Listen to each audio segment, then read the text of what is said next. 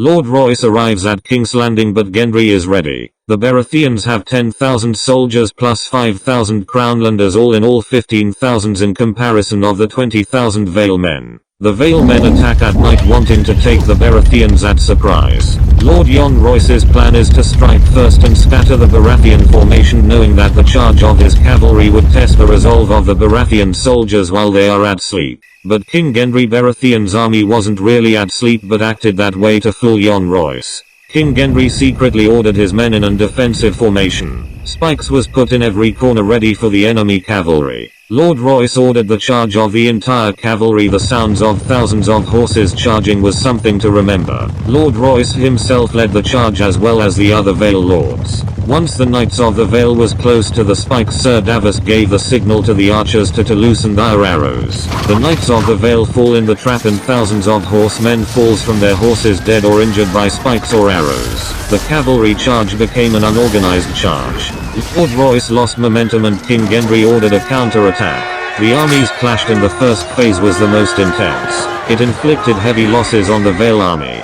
The Vale right wing and center had the most intense fighting and casualties, but the Baratheons had progress in the right flank commanded by Lord Eldon Estamont. His charge was so effective that the Valemen's cavalry could not stop his advance. Jon Royce's left wing under the command of Lord Coldwater crumbled and retreated. The Baratheons were superior on this battle. It was a critical moment.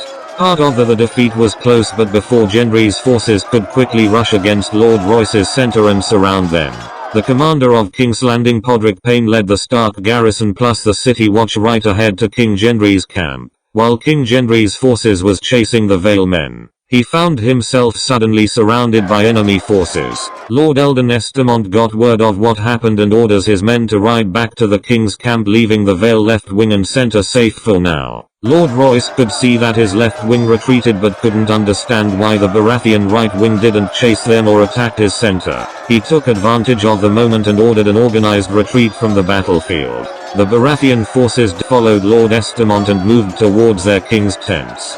King Gendry got injured by a gold cloak and one of his kingsguard, a knight from a house buckler, took the final blow and saved his king.